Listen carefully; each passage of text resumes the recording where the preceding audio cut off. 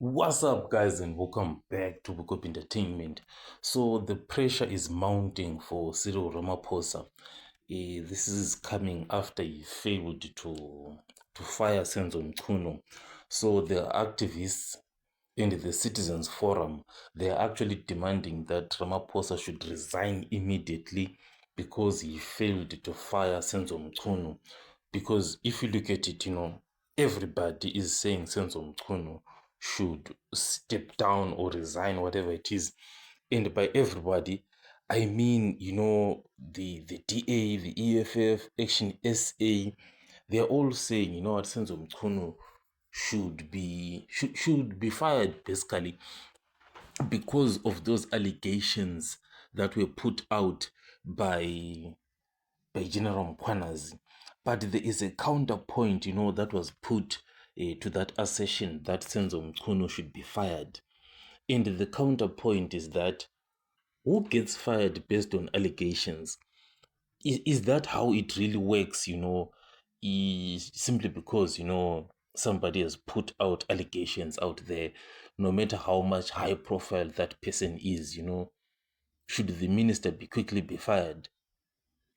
That's the challenge that is there now. And it is that, like, for example, maybe we take the commissioner from Eastern Cape or from Western Cape, and they come out with their allegations and they say the finance minister, this and that, should the finance minister be fired based on that? But obviously, there is an explanation to this, It doesn't work like that.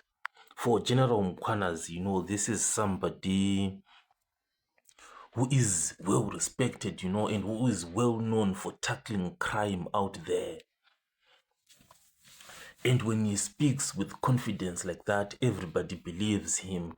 And General Mkhwanazi didn't just, put out those allegations. He did put out, some evidence out there, like those WhatsApp messages. And we even saw Senzo Mchunu backtracking on whether he knew Brown Mohotsi or not. So because of this, that's why all the other parties have rallied, on the other side, and they've said Ramaphosa should fire Senzo Mchunu and not protect him. Because by doing that, he is failing to hold his ministers to accountability. So this is like an inaction, whereby people are like losing trust, and they feel that Ramaphosa can't act on something serious as this, So this is what is happening.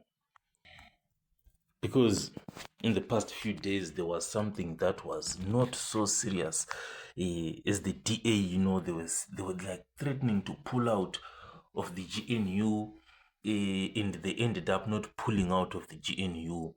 So if you still remember, Ramaphosa then cancelled his trip that he intended to go to Spain, because the DA wanted to, he was expecting them to pull out, so he took that very, very seriously. But in this instance now, he seems not to be taking it seriously. And then again, there is also a counterpoint to this assertion that Ramaphosa is not being decisive. And we saw this counterpoint coming from someone like Mbuyiseni Ndlozi. So basically, Mbuyiseni Ndlozi was saying the president cannot fire somebody, based on allegations. He has to set up a commission of inquiry, and this is the right decision for him to take, because it's like somebody, he's like making sense of Mchunu, to like have a fair trial, It's like somebody like maybe a criminal or whatever. They even have to go to court, and they get on a trial, and the allegations are put out there, the evidence is put out there. A criminal, they deserve a fair trial. So why not Senzo Mchunu? He also deserves a fair trial himself, for him to also present his side of the evidence. rather than for him to be fired without him putting out his own side out there. So basically, looking at it, by Ramaphosa, setting up that commission of inquiry, that might have been, the right decision that he took.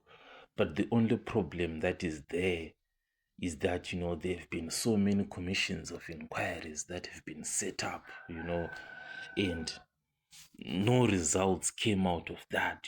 Like by results I mean like somebody maybe getting arrested, for the evidence that was presented out there. So that's the challenge that is there, in that there have been so many inquiries, and in those so many inquiries, the people have not seen anything tangible coming out of those inquiries. That is why, everybody is saying, let's just get straight to the point. Fire Senzo Mchunu, arrest him instead of spending billions and billions of rands, on a commission of inquiry. A commission of inquiry that is just going to get shelved anyway at the end of the day. Like you saw the Zondo commission, there were so many people, that were implicated there. So much money was spent, but not a single arrest was made, despite the evidence being laid in front of everybody. So that's the challenge and the issue. And another point that I've seen, is that it was being said, what, this commission of inquiry that is going to inquire over this Senzo Mchunu issue is that it is going to be presided over by a retired judge. Okay, nothing wrong with that. But if you take a step back and look at the allegations that were said by General Mkwanazi, you will see that General Mkwanazi said he said the police, the prosecutors and the judges are captured, by this syndicate in Gauteng. So the question is, if he laid out, all these people, how can then a retired judge who has been named amongst these allegations, how can he preside over this commission of inquiry? So these are some of like the complexities, because those allegations by General Mpanas, were so huge. And with those allegations, then Ramaphosa comes in and names a retired judge who is included, in the broader context of the allegations. So how can he preside over the commission of inquiry?